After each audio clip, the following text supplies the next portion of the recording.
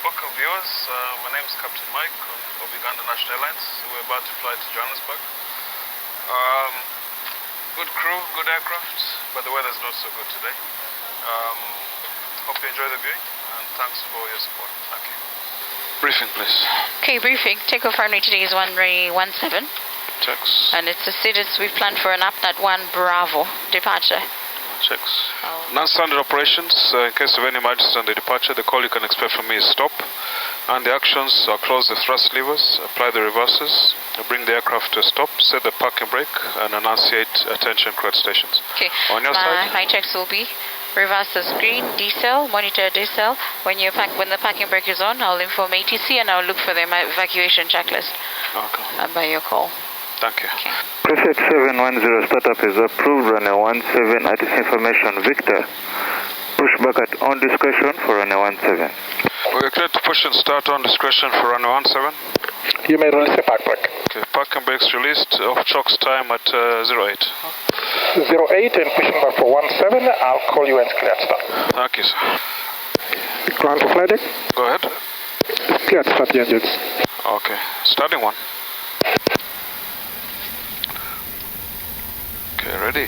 Check. All greens. Check. Marvelous.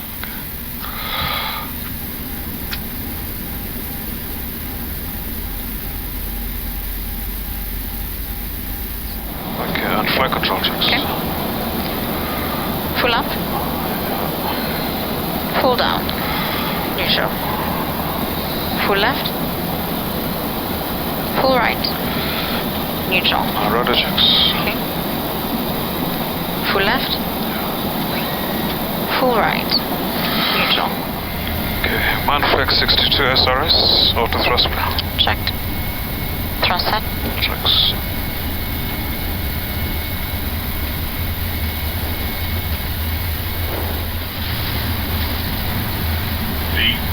Rotate.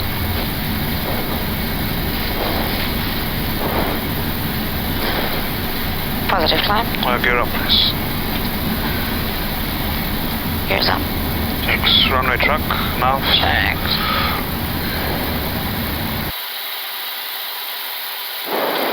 Thrust decline 2, auto thrust. Check.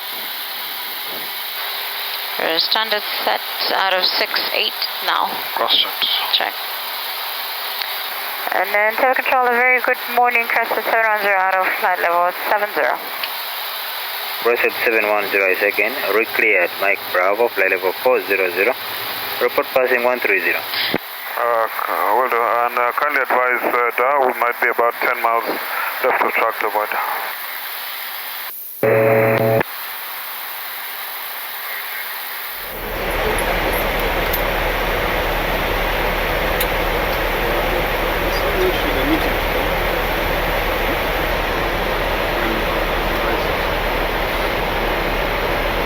Good morning again, everybody.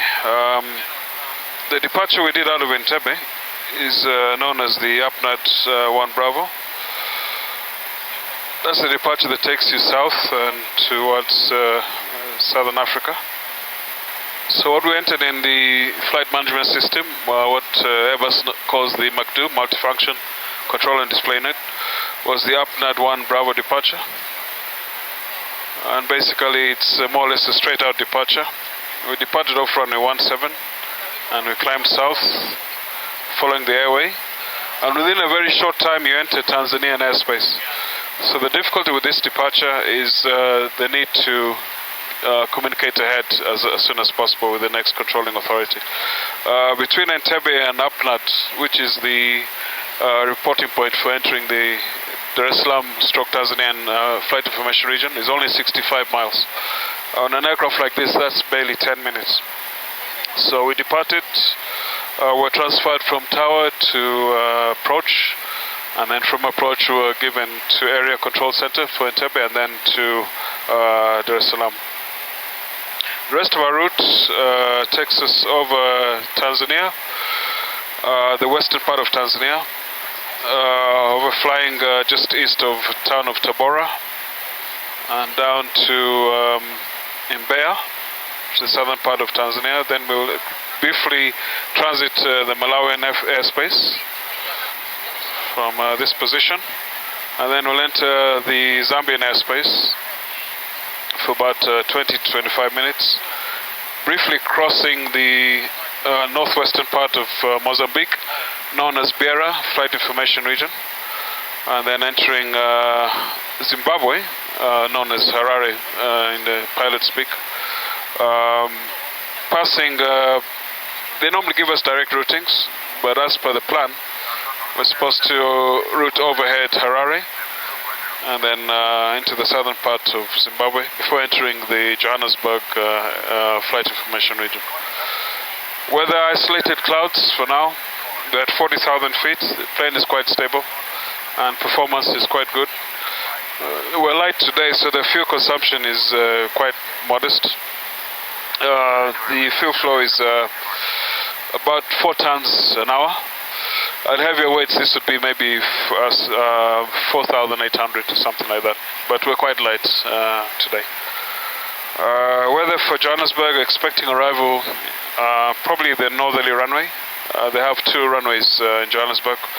Most times we land on what is known as 03 right, but I can't be sure of that for now until we get updated weather from them. Another strange thing about Africa, there's some regions where there's no radar coverage. In this case, you have to do what's called an IATA in-flight broadcast procedure, where there's a common air traffic frequency we normally tune, and we just broadcast to other aircraft that may be in the airspace. Tina will be doing that once we enter the Zambian flight information region. So yeah, I'm Tina, the first officer for today. As you can tell, we're flying to Johannesburg. And what can I say? I went to flying school in 2008 in South Africa. I finished in 2010. Then I came up to Uganda. Then I started flying. My first job was on the Caravan. Flew the Caravan for 7 years. It's a long time. Then I moved on to the jet, to the CRJ-900. I worked at it for like a year and a half. And then we got the Airbus. And I love the Airbus. It's a much more relaxing aircraft. It's friendly to us.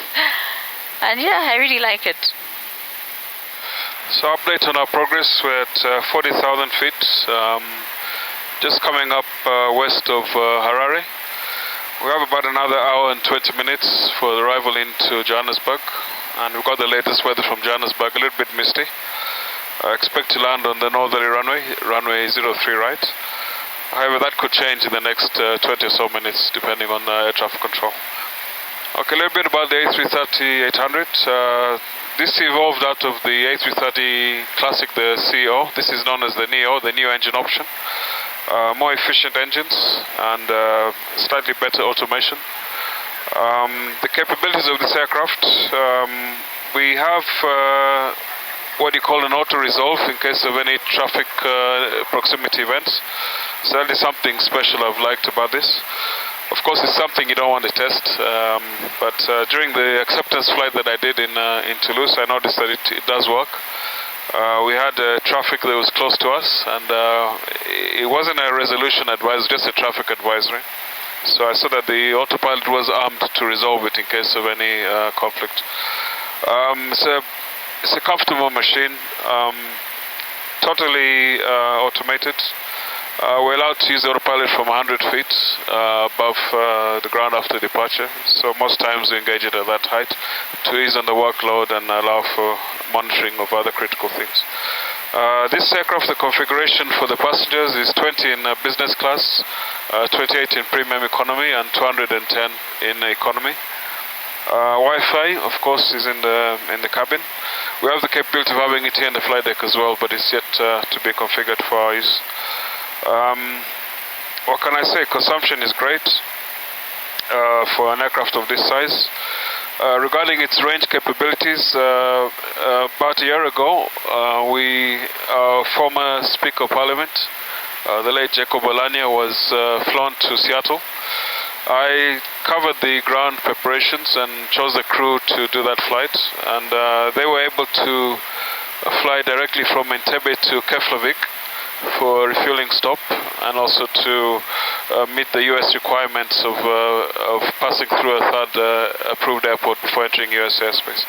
So that was a flight of, if I remember rightly, just over 12 hours, and it can fly further. To give you an idea of its capabilities greater than that, on the return flight they flew directly from Seattle to Entebbe, a flight of about 16 hours. So basically this aircraft has a huge capability in terms of range, even with high payloads. One thing special about the aircraft, it's very intuitive.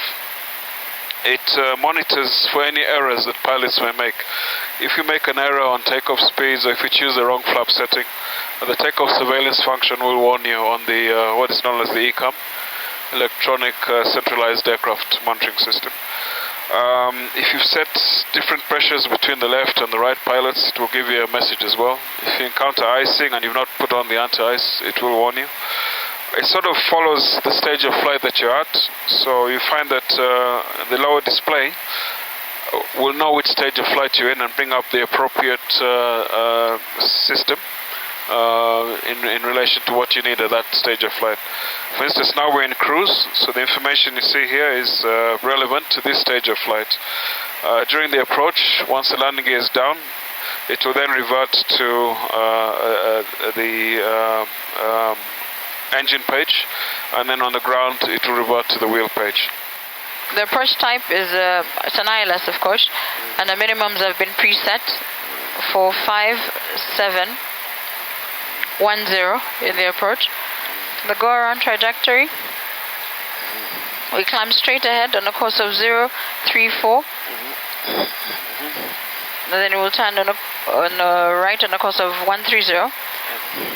We have a speed restriction of climb all the way 8,000 feet at speed of 240, and we'll do which hold, right hand holds.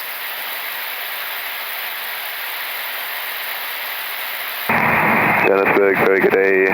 Link 109, maintaining 360 Golf Whiskey Victor. Good morning, your speed 180 knots of great until leaving 8,000 feet on the glass close. 180, regardless, leaving ICME 831. Crest Turn 0 established on the localizer 03 right. Crest 710, contact Tower 118.1, good morning. Tower 18-1, thank you, good morning. Crest Turn 0. Good day, ICME 831. Tower 11.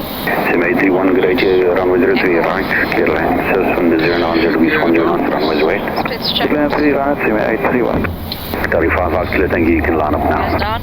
Missions back to normal. Flap strictness. Splits checked. Flap 3. Flap 3. Red stop star and Checked. score on altitude set. Check. And the tower, good morning, Crescent 710 with you established, and it's Echo 1. Crescent 710, good day to you, continue approach runway 03 right, says from the 060 degrees 10 knots, runway right. Cut 3 single. Check, it's from my side. Thanks. 100 above. Land. Thanks.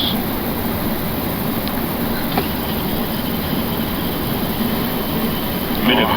Continue. Continue. ICME 831, keep it up, please cross the Lima. 100. Checks. 50, 40, 30, 20, retard, 10, 5. Okay. Reverse the screen. Decel.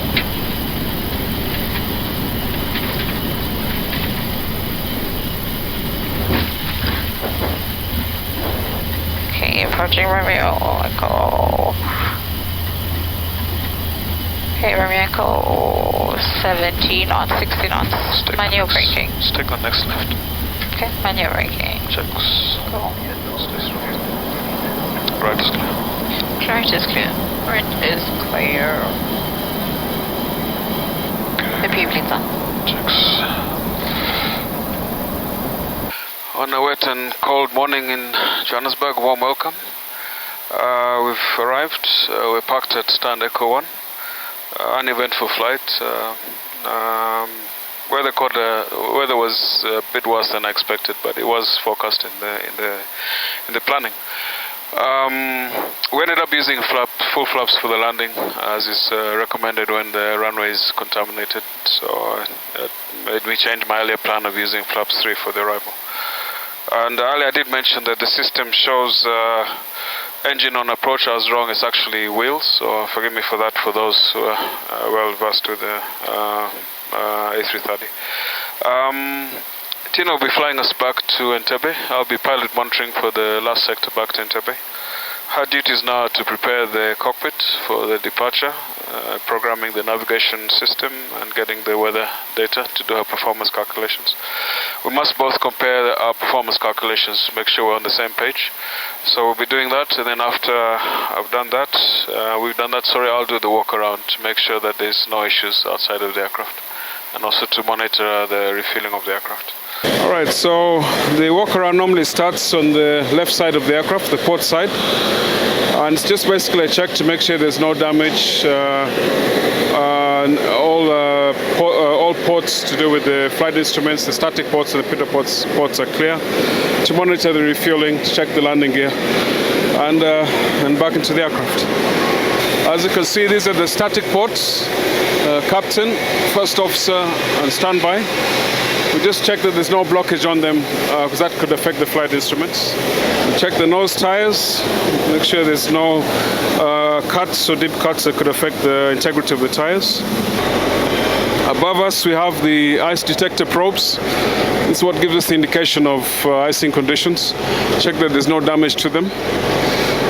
Total air temperature probe, there's no damage to that. Pitot probes on the left, no damage to that. Same on the left. Look at the engine intake. Checking the fan blades, again for no damage. And the temperature probe for no damage. The brake wear pins. We check that they're still of sufficient integrity. Once they're flush with the housing, that means they're due for replacement. As you can see from these, they're quite good. Again, caution has to be made here because the brakes get quite hot on landing, so it's a check that has to be done with care. Unfortunately, I always leave my raincoat when I need it most and pay the price like this. Anyway, that's life. Okay, you have full controls. Okay, I have controls, takeoff. Checks. And we're clear for takeoff, yeah. Yes. Okay, we are stable. Manflex 745 SRS runway onto thrust blue. Checks. V1 rotate.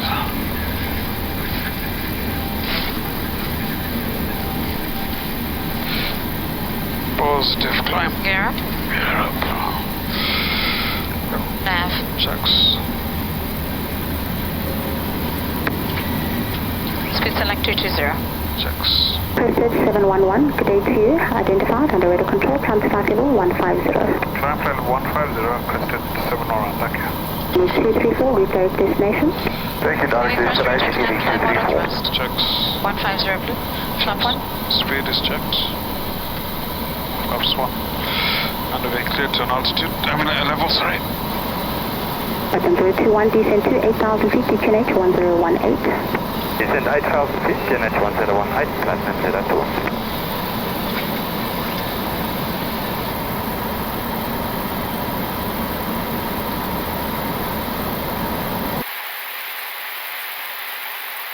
Mac L cruise star. Cross checked. And take us below, right? Okay. Alt cruise. Alt cruise. So, good afternoon, everyone. We just took off out of Johannesburg for Entebbe, and I just want to brief you quickly on what we did. We were parked at parking bay Echo 1 in Joburg, pushed back, and we taxied on Alpha, correction Delta Alpha, and we crossed the runway onto Charlie, all the way onto the holding point of runway 03 left via Juliet. Okay, we were given a SID, standard instrument departure procedure, which is a Nissan 1 Alpha, which required us to take off runway heading, and then we do a right turn, a left turn to Nessan. Johannesburg is quite a special airfield. It requires us to have some noise abatement procedure, which requires us to climb to a minimum clean speed at least 3,000 feet above ground level. And if you notice, we selected speed 220 after departure. And then after departure, we had to select, after 8,500 feet, we selected speed 250 to enable us to maintain 250 until 15,000 feet above ground level, which is 10,000 feet above ground level, 15,500 feet for Johannesburg. And right now we're en route. We are now on the Upper Papa 312, the south of Harare, cruising at an altitude of 39,000 feet above sea level. Okay, we expect to land in Entebbe at 1149 Zulu time. That is 250 local time in Entebbe.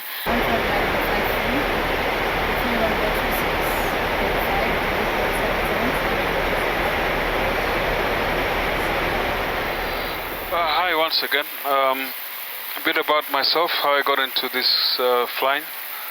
I graduated from the University of London in 1991 with a Bachelor of Arts in Law and Politics. So I relocated to Uganda, did a few odd jobs, and then I heard of a scholarship that was being offered by the government at the time for people to train as a pilot. So I was lucky to be a beneficiary of that. It was a part scholarship, part paid by government, and then part by my late father. And that saw me going to Sorority Flying School, which is a legendary establishment in the region. It was one of the 3 schools set up by ICAO, the others being Zaria in Nigeria and the one in Bole International Airport in Ethiopia. Anyway, I got to Sorority Flying School in, I think it was July 1993. And I initially joined to do a commercial pilot's license with instrument rating. And finished there in 1995. When I heard that the airline was starting again, I was encouraged to apply for the position of chief pilot in Uganda National Airlines. The choice of aircraft at the time they said was the CRJ, so I thought, yeah, this is a role I could take on. Being close to home and flying an equipment I know well, and also with the capacity to train others and build their knowledge. So I took up the offer, and that's how I came to join the airline. I had the honor of taking part in the delivery of the first CRJs and flying them from the factory in Mirabel, Montreal, to Entebbe, and being met by none other than the president himself, who was there to see the revival of the national airline. Great thanks to him for all his efforts he's done to revive this airline and give many of us a chance to work at home after many years. And then shortly after that proceeded to Toulouse for preparation of the delivery of this very aircraft. I had the honor of taking part in the custom acceptance flight for both this one and the other one. And a strange coincidence, the serial number of this aircraft is 1977. That is also the year in which the original Uganda Airlines was founded. So that was a really nice sign for the airline. And special thanks to everybody. I don't take anything for granted. This has been a great career. I'm truly privileged to be in this position. And sincere thanks to all of you for your best wishes. Confirm cleared land for crested 711. 711, IFAM. Thank you. 1000. Check stable.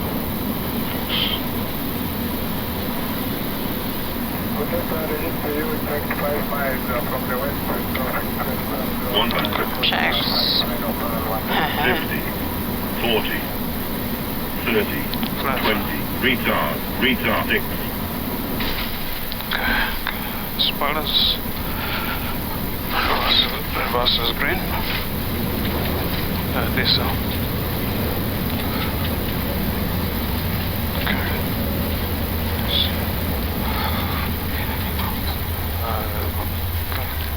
Okay, manual braking. Okay, 70 knots. You have control? I have controls. Okay, thank you. Yes. Welcome.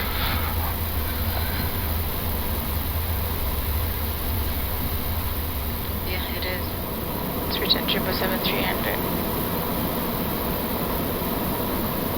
So see what time of day they come, and already flight Dubai is past here. Look at all that cargo.